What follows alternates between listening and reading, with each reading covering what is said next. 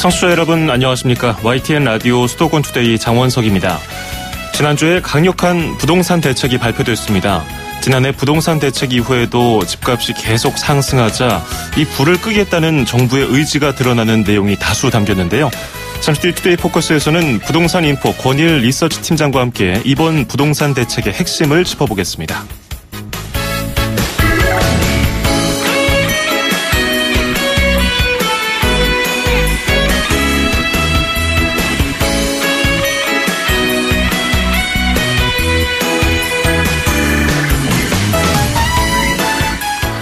오늘 아침 앵커가 뽑은 수도권 뉴스입니다. 오늘이 절기상 입추입니다마는 여전히 더운 날씨에 바깥 공원에 나와서 더위 피하시는 분들 많이 계시죠. 아이들도 데리고 나와서 더위 피하시는데 아이들은 그 바닥에서 솟아오르는 분수 거기에서 물놀이 하면서 놀지 않습니까? 그런데 수질 문제가 계속해서 지적받고 있었죠. 서울시가 오는 28일까지 바닥 분수 등 물놀이형 시설에 대해서 일제 점검을 실시한다고 밝혔습니다. 점검 뒤에 수질에 문제가 있다면 바로 개선 조치와 함께 행정 처분에 나설 예정이라고 합니다. 브루노 마스의 메리 유 띄워드리면서 2017년 8월 7일 수도권 투데이 시작합니다.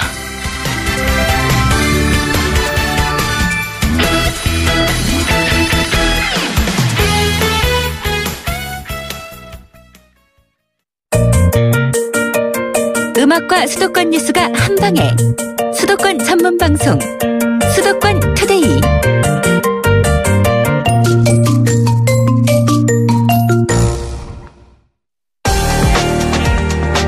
투데이 포커스.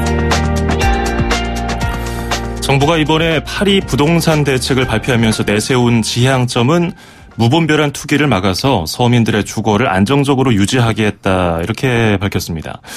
서울과 세종을 비롯한 과열된 지역에 몇 단계의 규제책을 두고 첫 주말이 지났습니다. 일단 여러 가지 면에서 부동산 시장이 조금 잠잠해진 모습인데요.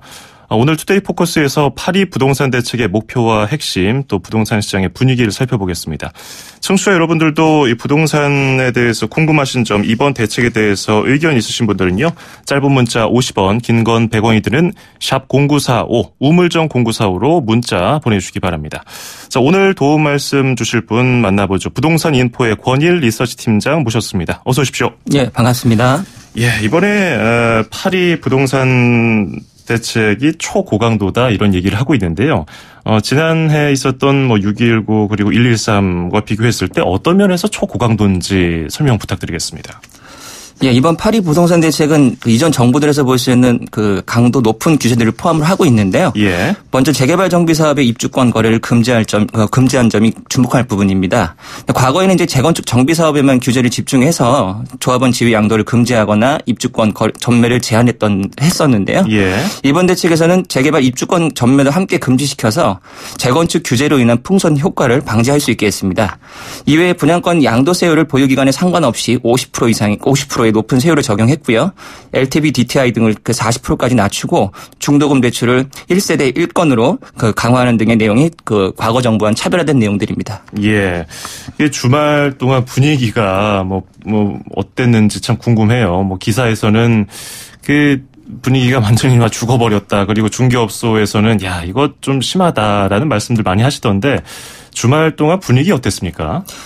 예, 우선 시장의 과열 진원지로 뽑히는 이제 서울 강남권에서는요, 대책 발표된 직후부터 수천만 원 가격이 하락한 매물들이 지금 나오고 있습니다. 그리고 대책 이전에는 매수자들이 있는데 매물이 없어서 거래를 못한다, 이런 의견들도 많았는데, 현재는 매도 매수문이 모두 잠잠한 상태고요. 전반적으로 급매물 정도가 지금 나오고 있는 상태입니다. 예. 호가를 좀 낮춰가지고 나온 매물들이 많다고 하고, 사실 양도세 관련 말씀 많이 하시는데, 안 팔면 그만 아니냐, 이런 말씀 하시는 분들도 있는 것 같더라고요. 그렇죠. 예. 그런데 지난 6.19, 1.13 때도 그랬지만, 직후에는 바로 관망세로 돌아서면서 잠잠해졌는데, 글쎄요, 한 달도 지나지 않아가지고 급상승하는 게 이제 여기까지 와서 이런 대책이 나온 건데, 아까 풍선 효과를 방지할 수 있는 대책을 뒀다고 했는데, 사실 다른 지역은 오히려 우리 지역은 이번에 규제를 안 받았네. 괜찮은 거 아니야 하면서 슬슬 분위기가 달아오르는 것도 보이거든요. 또 다시 적응하고서 바로 또 오를 가능성은 없습니까? 일단 가능성을 전혀 배제할 수는 없습니다. 예. 이미 과거 정부 때부터 학습 효과를 이미 했기 때문에요. 예. 일부에서는 이미 그 다주택 가지신 분들 중에서는 한번 버티기로 가보겠다. 뭐 이런 분위기도 이미 나오고는 있습니다만은 예. 분명히 정부에서 뭐 추가로 뭔가 뭐 강도 높은 부분들을 연구하고 있을 거고요. 그러니까 과거처럼 무조건 버티기로 갔다가는 조금 더 힘들어지지 않을까. 그런 모습 보이고 있습니다. 이번 정부 부동산 대책을 두고서 참여정부 때와 항상 비교를 많이 하지 않습니까? 예. 그래서 그때 그 좀 충격을 받았던 뭐 정부 관계자들도 이번에는 철저하게 대비를 한 모습이 많이 보이는데 일단 투기 과열지구하고 투기 지역들 어느 곳으로 정해졌는지 좀 살펴보겠습니다. 예, 그 2011년을 끝으로 볼 수 없었던 투기과열지구가 이번에 부활을 했는데요. 예. 근본 투기과열지구로 지정된 곳은 총 27개 지역입니다. 전 서울이 이제 25개고 전역이 다 지정이 됐고요. 경기도에서는 과천시와 지방에서는 세종시 등이 이제 이번에 지정이 됐습니다. 그러니까 이와 또 달리 이제 투기 지역이라는 것도 역시 지정이 됐는데요. 예. 2012년에 역시 끝이었습니다. 하지만 이번에 부활했고 투기 지역은 총 12개 지역이 지정이 됐습니다. 서울에서는 강남, 서초, 송파, 강동, 강남 4구와 용산, 성동, 노원, 마포, 양천, 영등포구, 강서구 등 11개 구가 지정이 됐고 지방에서는 이제 세종시가 지정이 된 상태입니다. 이게 재건축지구나 뭐 투기 과열지구, 투기 지역 그리고 그 외 지역은 아무래도 온도가 상당할 것 같은데요. 분위기 어떤가요? 아무래도 이제 재건축에 가장 직접적인 영향을 주는 게 투기과열지구 지정인데요. 예. 그 재건축 재개발 정비 사업에 대한 규제 내용이 다 이제 함께 다 포함이 됐고요.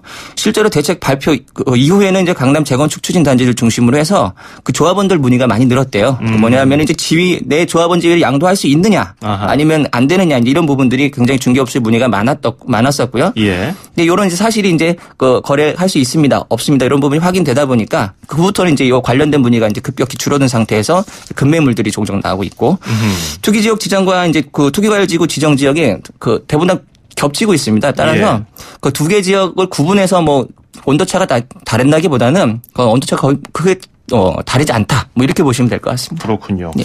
근데 이번에 뭐 3중 정책을 뒀다고 볼 수 있지 않습니까? 그러다 보니까 서울 11개 구하고 세종시는 말씀하신 대로 부동산 시장의 침체가 지금 현재로서는 가장 큰 것 같은데 근데 11개 서울 기준으로 봤을 때 그 지역별로 약간씩 좀 다른 것 같아요. 뭐 동북 그러니까 뭐 노원구, 성북구, 성동구 쪽은 우리 지역은 글쎄 얼마 오르지도 않았는데 왜 이게 투자 지역으로 정해가지고 투기 지역으로 정해가지고 그러냐 이런 불만도 있는 것 같은데 어떤가요 그쪽 분위기는?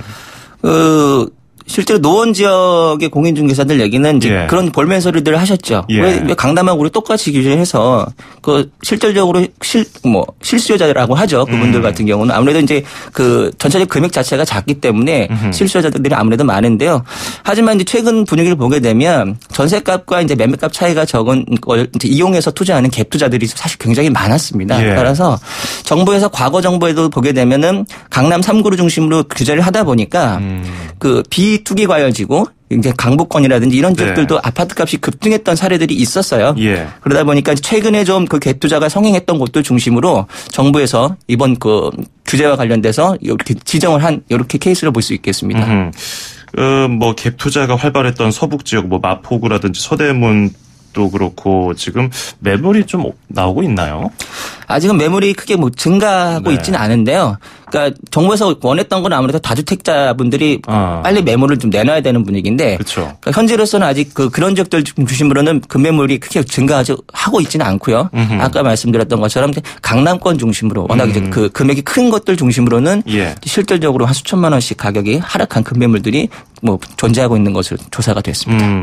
예, 지난 정부의 저금리 정책으로 많은 분들이 사실 강남 쪽에 많이 몰리다 보니까 예. 강남 쪽은 공급 부족 현상이 일어나니까 당연히 뭐 가격은 계속해서 오르고 예. 있고 그래서 다주택자에 대해서 정부가 내년까지 그런 주택들을 팔 기회를 주는 것이다 이렇게 얘기를 했는데 강남에서는 어떤가요? 아유 이게 양도세 낼 바에는 안 팔고 말지 이런 분위기가 진짜로 강한가요?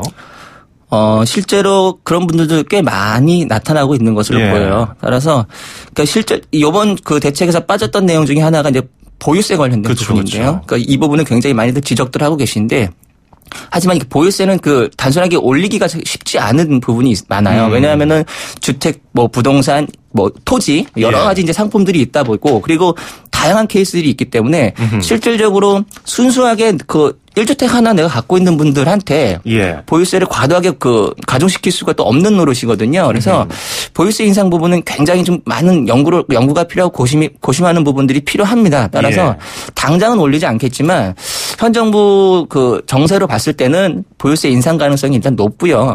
따라서 이제 그냥 무조건 버티기로 간다라는 부분들은 분명히 과거와는 좀 달라져야 할 것 같습니다. 그렇군요. 그래서 이제 계속 얘기를 하고 있는데 다주택 소유자에 대한 규제. 근데 요즘에 이번 주말에 특히 포털 사이트에 검색하시면서 이거 많이 보셨을 거예요. 다주택이면서 양도세 폭탄 피하는 법 이런 것들. 예. 어떻게 좀 바뀌었습니까? 뭐 예를 들어서 2주택, 3주택에 따라서 내는 돈이 달라질 거 아니에요? 일단 기본적인 내용을 좀 살펴보게 되면요. 예. 그 2주택 이상 보유자가 그 청약 조정 대상 지역에서 주택을 양도하는 경우에는 그 양도세율이 이제 구간별로 6%에서 40%까지 기본 세율이 이제 적용됐었는데 원래는 예. 근데 여기에다가 이번에 10%가 가산이 됐습니다. 그리고 이제 그러다 보니까 이제 16%에서 50%까지 이제 세율이 증가하게 됐고요. 예. 3주택자는 더 증가해서 여기서 또 가산세가 20%까지 이제 붙게 돼서 26%에서 60%까지 세율이 적용되기도 했어요. 그래서 주택을 원래 오래 보유하면 세금의 일부를 공제해주는 이제 장기 보유 특별 공제라는 것도 있었는데요. 예. 이들 지역에서는 적용이 되지 않습니다. 이게 따라서 양도세 중과세는 이제 다만 이제 내년 4월 1일 양도부부터 이제 적용된다라는 점에서 일단은 팔 수 있는 기회를 주겠다. 이제 요게 이제 그 골자가 있고요. 예. 그러니까 예를 든다라고 하면 1억 원 양도세율이 그러니까 양도 차익이 1억 원 발생한다고 가정했을 때. 중과세율을 적용받지 않으면 이제 보유 기간에 따라서 약간씩 차이가 있습니다. 하지만 이제 5년 정도 보유를 하고 판다라고 하게 되면 한 550여만 원 정도 양도세가 이제 발생이 됐는데 예. 이번 조치 때문에 2주택이 된다라고 하게 되면 1,200여만 원, 3주택이 되면 1,700여만 원까지 이제 2배, 3배 증가하게 됐어요. 예. 이번에 투기 지역 지정도 함께 이루어졌잖아요. 그죠? 예, 예. 근데 투기 지역 내에서는 이미 3주택자는 중과세 한다라는 내용이 이미 있었습니다. 하지만 이제 투기 지역이 그동안에는 이제 해제가 돼서 없었기 때문에 저희가 잠시 잊고 있었는데요. 예. 투기 지역 내에서 3주택 이상자가 주택을 양도하는 경우에는 16%에서 50%까지 이미 세율이 적용되고 있었고요. 예. 이번에 이제 투기가요 지역, 투기 지역으로 지정된 서울 11개 구와 세종시는 이제 투기 지역 지정과 함께 지금 팔아도 3주택자 양도세 중과세가 적용이 바로 되고 있다는 점을 유의하셔야 됩니다. 예. 자, 이 양도소득세 관련해서 이제 질문이 계속 오고 있는데, 예. 구간별로 6에서 40%, 기본 세율의 10%가 가산돼서 결국 16%에서 50%가 된다고 말씀해 주지 않았습니까? 예. 1776 끝자리 쓰시는 청취자께서 분양권 양도세 50% 적용은 파리 부동산 대책 전 분양권은 예전 양도세 세율을 따르나요? 아니면 오른 세율을 적용하나요? 참고로 조정 지역은 아닙니다. 이렇게 말씀해 주셨는데요.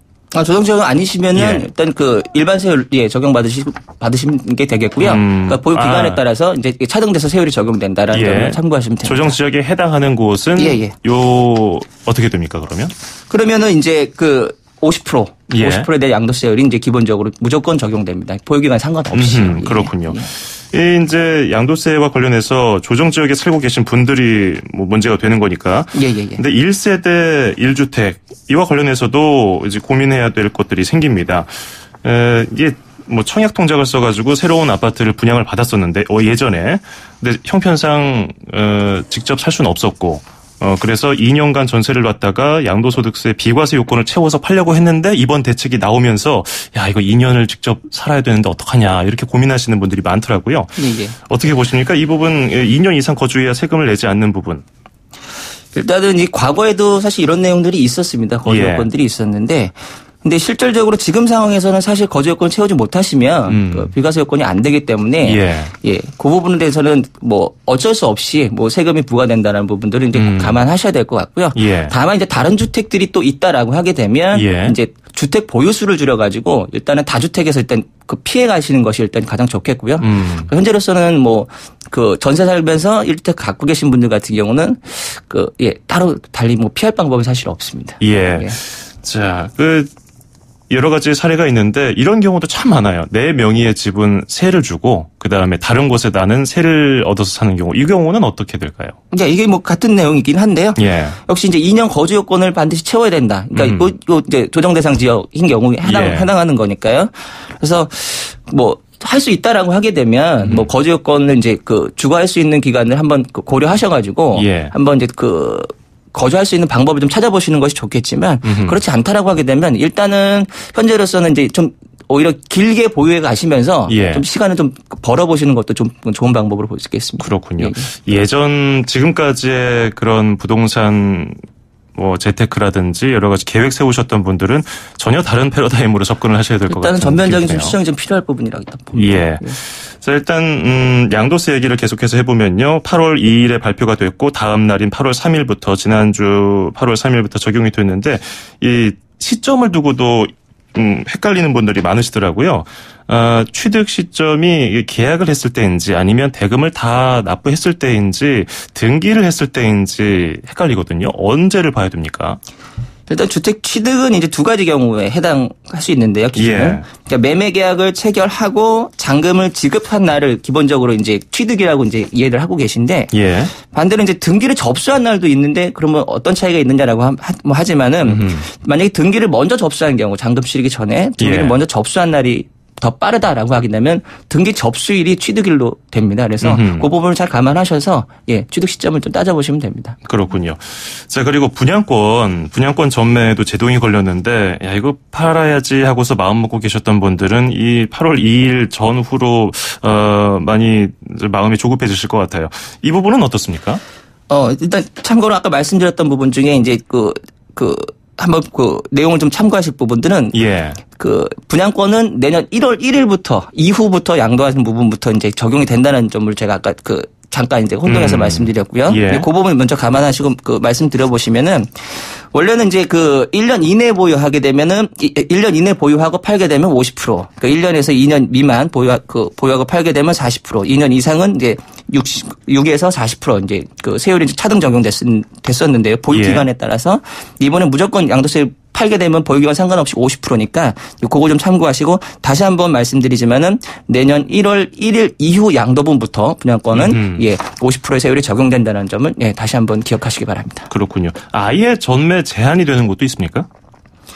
일단 11.3 대책과 6.19 대책을 통해서 조정 대상 지역으로 지정됐던 곳이 있었죠. 예. 그리고 서울 등 이제 40개 지역에서는 이제 전매 제한 또는 소유권 이전 등기 말하자면 전매 금지가 이미 좀 시행이 되고 있으니까 그 해당 지역들 그리고 이제 특정 지역 같은 경우는 민간 택지냐 공공 택지냐에 따라서 예. 전매 제한이냐 금지냐 이런 부분도 차이가 있으니까 이런 점도 먼저 사전에 파악을 하셔야 되겠습니다. 예.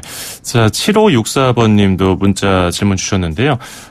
저희 집은 제가 지방 근무 중이라서 주말 부부입니다. 남편 명의로 서울에 집 한 채가 있고요. 그리고 제가 충남에 집 한 채가 있는데요. 충남 집을 제 명의로 양도받으면은 크게 손해를 볼까요? 이런 질문 주셨네요.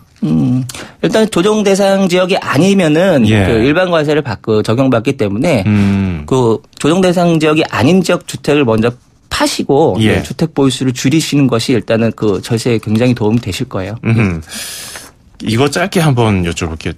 재건축 쪽 분위기는 어떤가요? 이번에 초과이익 환수제는 그대로 내년 1월 1일부터 시행하는 것으로 결정이 돼버려가지고 그쪽 분위기도 좀 궁금하네요.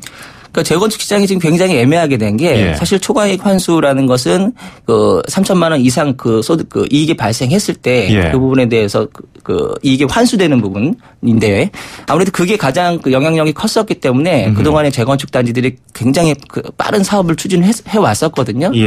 하지만 여기다 이제 이번 대책으로 인해서 조합원 지위 양도 금지라든지 역시 이제 입주권 전매 금지라든지 이런 부분들이 시행됐기 때문에 과연 이거 사업을 빨리 진행을 해야 될지 말아야 될지 아마 그런 고민들이 굉장히 지금 깊어지고 있는 상태입니다. 사업이 빨라진다고 하더라도 내가 팔 수 없고 결국엔 청산 대상이 된다고 하게 되면 조합원들은 굉장히 지금 데미지가 큰 상태거든요. 하지만 일단은 지금 나름대로 사업을 빨리 추진했던 곳들은 사업을 지금 빨리 좀 추진하고 있고요. 해왔었기 때문에 나중에 어떤 정책이 어떤 변화가 생길지 모르기 때문에 일단 불확실성으로 인해서지만 그래도 사업은 빨리 진행을 하겠다라는 부분이고 아무래도 이제 사업 초창기에 있는 이런 재건축 단지들 같은 경우는 사업이 이제 불가피하게 지연될 가능성이 높아졌습니다. 따라서 이제 강남 지역 같은 경우는 향후에 이제 신규 주택 공급에 있어서 좀 어려움이 예상되고 그렇군요. 있습니다. 제가 끝으로 짧게 또 두 가지 정도만 더 여쭤볼게요. 주택이 많을수록 세금을 더 많이 내야 된다. 이게 이제 기본 취지인데 지금 세금을 피해서 지금 당장 팔아버리자 이것하고 모르겠다 그냥 안 팔고 말지 이런 두 가지 분위기 지금 팔아야 된다고 보십니까? 일단은 매도자 입장에서는 지금 급하게 팔고 싶은데 예. 매수자들 입장에서는 이제 집값이 더 하락하지 않겠느냐, 그렇긴 더 하죠. 싼 매물이 나오지 않겠느냐, 그래서 좀 사실 적극성이 굉장히 떨어지고 있어요. 예. 그러니까 이전까지는 매도자 우위 시장이었다라고 하게 되면 지금은 매수자 우위 시장이 좀 됐거든요. 예. 하지만 이제 어쨌든 간에 뭐 내년 4월 1일 이후부터는 양도세 부담이 굉장히 커지기 때문에요. 예. 다주택자분들은 좀 주택을 정리하실 필요가 있다고 보고요. 예. 그러니까 지금이라도 매수자가 있다라고 하게 되면은 파시는 것이 좋겠습니다. 예. 그리고 이제 뭐 일각에서는 양도세 안 내고 양도세라는 거는 양도 차익이 발생하지 않거나 팔지 않으면은 세금이 발생하지 않는 거거든요. 그렇죠.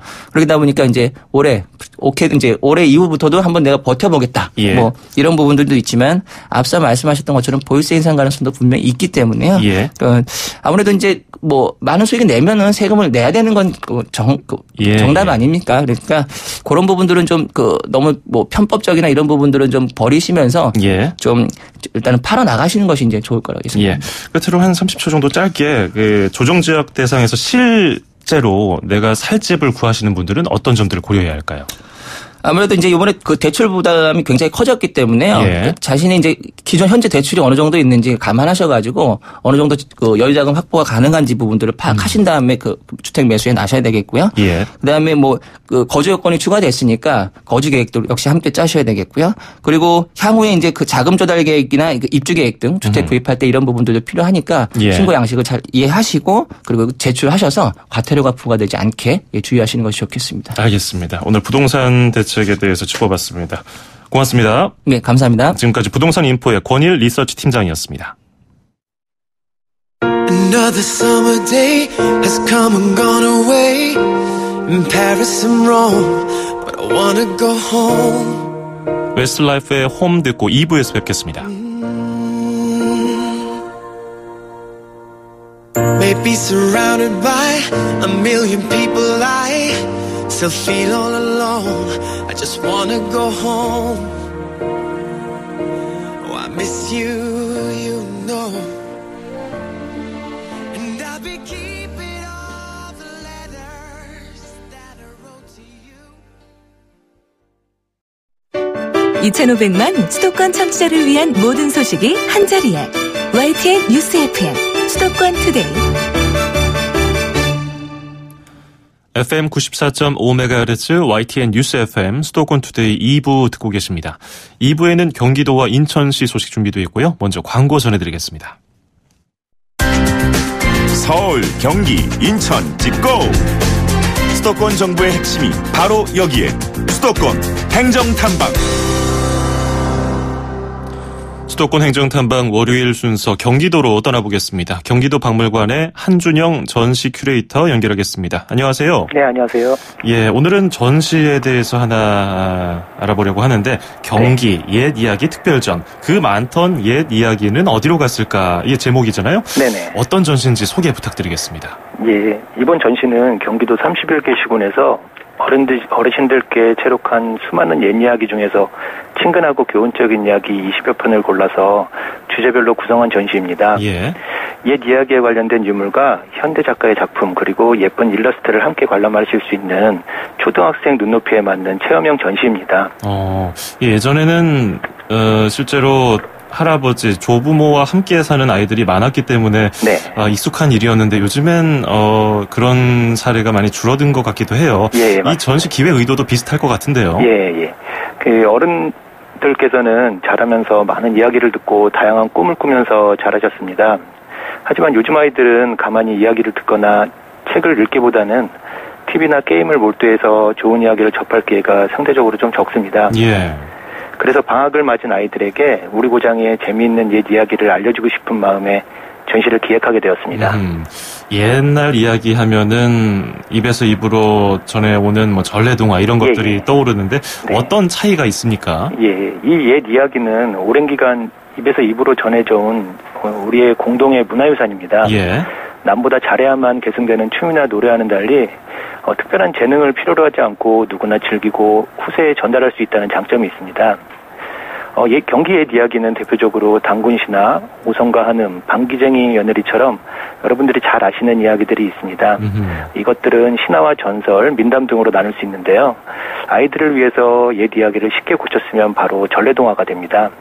어릴 적에 할머니께서 해주시던 이야기를 떠올리시면 쉽습니다. 그렇군요. 이번 전시에서 특히 눈여겨봐야 할 유물이라든지 작품이 있다면요? 예. 우리 박물관은 경기도 역사와 관련된 유물을 보존하고 전시하는 종합박물관입니다. 예. 그래서 경기도의 역사인물과 관련된 유물이 주요 볼거리인데요. 포천의 마스코트인 오성과 환음이나 경기도 청백리 황희정승, 고려시대 최고의 사랑, 공민왕과 노곡대장공주, 그리고 조선시대의 천재시인이었던 헌안설원 등 이야기 속의 주인공의 초상화와 서적 등이 다른 곳에서 보기 힘든 저희만의 특별한 유물들입니다. 예. 그리고 아이들이 좋아할 만한 이야기로는 귀신과 도깨비가 있습니다. 경기도에는 야광기라는 귀신이 전해지는데요. 이 귀신은 정월대보름 전후에 민가로 내려와서 신발을 훔쳐가는데 이거를 막으려고 사람들은 벽에 채를 걸어둡니다. 예. 야광기가 채에 구멍을 쓰다가 날이 새서 신발을 못 훔쳐가게 해요. 좀 어리숙하지만 재미난 귀신입니다. 예, 이런 동화 많이 봤었는데 야광귀 비슷한 사례네요. 재밌습니다. 예. 구멍을 세다가 신발을 못 훔쳐간다. 네네, 맞습니다. 자, 전시와 관련한 교육과 체험은 또 뭐가 있고요? 참가 신청은 어떻게 해야 하나요? 예, 저희가 전시 기간 중에 나만의 동화책 만들기, 전래동화 랩교실, 할머니가 들려주는 동화 구연, 방귀쟁이 며느리 연극 공연과 같이 특색 있는 교육 체험이 좀 많이 마련되어 있습니다. 예. 그리고 박물관 마당에도 그 스위스에서 오랜 동안 활동해온 박동진 건축가의 어린이 미로 작품을 설치해서 어린이들이 즐길 거리가 더욱 풍성하게 마련되었습니다. 이러한 교육과 행사를 참가를 원하시면은 경기도 박물관 홈페이지에서 프로그램별로 확인하시고 신청하시면 됩니다. 예, 동화로 랩도 만들고 동화 구연에다가 연극까지. 예. 경기도 박물관 홈페이지에서 신청하실 수 있고요. 예. 끝으로 이 전시회에 한번 오세요. 끝으로 청취자분들께 한 말씀 하신다면요. 예, 저희 전시는 물론 재밌을 거고요. 예. 경기도 31구 시군에는 저마다 이제 특색 있는 이야기들이 굉장히 많습니다. 근데 실제로 그 내용을 잘 모르는 경우가 많고요. 관람객께서 각자 자기 곡장의 옛 이야기를 찾아보고 그 뜻을 새겨본다면은 재미와 교훈을 모두 잡을 수 있는 그런 의미 있는 전시 관람이 될 것입니다. 예, 오늘 말씀 잘 들었습니다. 고맙습니다. 네, 감사합니다. 네, 지금까지 경기도 박물관의 한준영 전시 큐레이터였습니다.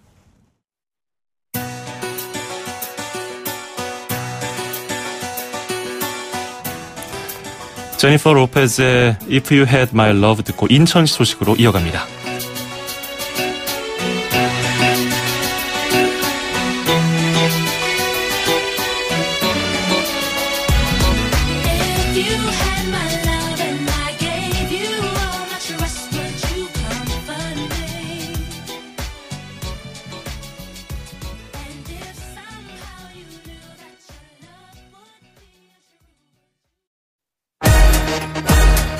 출입처 기자들의 수첩을 살짝.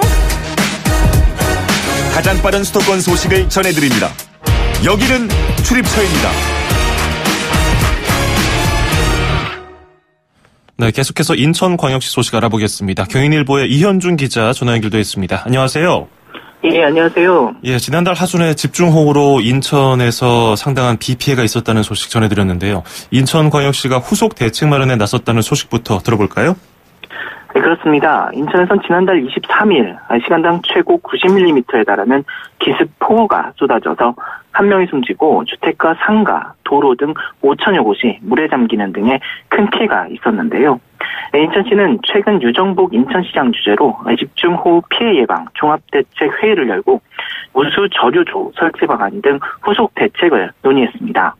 이번 같은 큰 피해가 되풀이되지 않도록 근본적인 대비책을 마련하겠다는 게 인천시 의지입니다. 예, 집중호우 피해를 줄일 수 있는 대책 가운데 빗물을 담아놓을 수 있는 우수 저류조 설치 계획이 눈에 띄는데 구체적으로 어떤 계획입니까?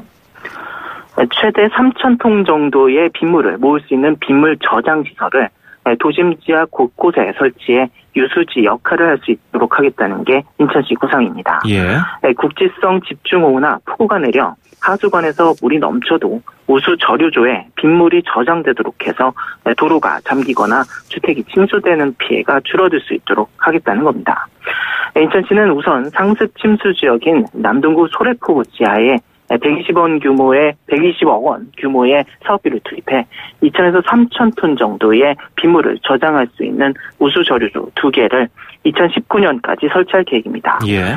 또 집중호우로 피해가 컸던 지역을 중심으로 총 10곳에 우수 저류조를 설치할 계획입니다. 예. 우수 저류조 설치 계획에 이어서 또 다른 대비책은 뭐가 있었습니까? 인천시는 우수 저류조 설치 계획과 함께 각 군구가 따로 관리하고 있는 빗물 펌프장 등 방제 시설을 통합 관리하는 방안을 추진할 계획입니다. 예. 인천시 재난상황실에서 실시간으로 군구의 강우량과 빗물 펌프장 가동 현황, 유수지 수위 등을 통합해 확인할 수 있는 모니터링 시스템을 연말까지 구축합니다. 짧은 시간에 많은 비가 내릴 경우 각 기초단체와 혼선을 빚지 않고 통합적으로 대응할 수 있는 시스템을 구축하겠다는 게 이번 사업의 목적입니다. 하수관 용량을 확대하는 방안도 중장기적으로 함께 검토합니다. 예. 자, 그리고 인천시가 불법 조업 단속이라든지 미세먼지 점검 같은 공공 서비스 분야에 드론을 쓰기로 했다는 소식도 들어볼까요? 네, 그렇습니다. 인천시는 올 하반기 드론을 활용한 공공 서비스 지원 사업을 시범 추진하고 내년부터 본격화할 계획입니다. 시범 운용 차원에 머물렀던 드론을 공공 서비스 분야에서 상용화한 건 인천시가 처음입니다. 4차 산업혁명의 대표주자로 꼽히는 드론 산업을 선점하기 위한 지자체 간 경쟁이 치열한 상황에서 인천시가 우위를 점하려는 것으로 해석됩니다. 국토교통부도 현재 700억 원 규모의 드론 산업 시장을 10년 뒤 4조 원대로 성장시키겠다는 계획을 내놓는 등 드론 산업 활성화에 적극 나서는 상황인데요. 인천시 이번 공공서비스 분야 드론 활용이 어떤 성과로 이어질지 관심입니다. 예. 그리고 그러면 그 드론 활용을 통해서 어떤 식으로 구체적으로 추진이 됩니까? 인천시는 우선 연평 어장을 비롯한 인천 지역 해역에 드론을 투입해 우리 어선의 안전주업을 지도하고 어장 구역 이탈을 단속하게 됩니다. 특히 서해오도 접경 지역에 쓴 드론은 중국 어선의 불법 조업을 입증하기 위한 사진과 동영상도 촬영합니다. 인천 지역 건설 현장에서 발생하는 날림먼지 정도를 감시하는 활동도 진행하고 예. 도시의 변화 모습을 기록물로 남기는 등의 데이터 구축에도 활용됩니다. 인천시는 올해 시범 사업 결과를 평가하고 내년엔 교량이나 발전소 송전탑을 비롯한 각종 시설물 점검 관리 분야로 사업을 확대할 방침입니다. 예. 그리고 정부가 국내 여객 항로에 준공영제를 도입하기 위한 연구 용역을 진행하기로 했다는 소식도 들어와 있네요. 네, 그렇습니다. 해양수산부는 이달부터 3개월간 여객선 준공영제 도입을 위한 연구 용역을 진행한다고 밝혔습니다. 해수부는 우선 도입 대상으로 접경지역 항로와 적자 항로, 보조 항로와 일일생활권 필요성이 판단되는 항로를 뽑았는데 서해 5도의 경우 접경지역 항로이면서 적자 항로로 분류돼 준공영제가 가장 먼저 실시될 것으로 보입니다. 여객선 준공영제는 정부나 지자체가 매년 일정액의 예산을 여객선 운영업체에 지원해 값싸고 안정적으로 배를 운항할 수 있도록 하는 제도입니다. 이 제도가 시행될 경우 서해 5도 주민들의 교통 편의는 물론 관광객들의 섬 방문도 늘어날 것으로 예상되고 있습니다. 예, 오늘 여기까지 듣죠. 고맙습니다. 감사합니다. 네, 지금까지 경인일보 이현준 기자였습니다.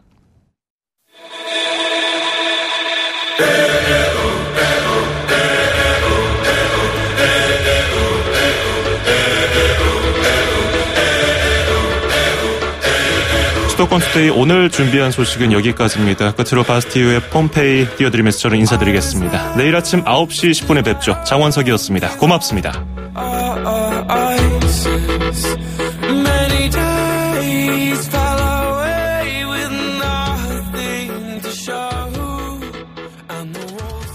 tumbling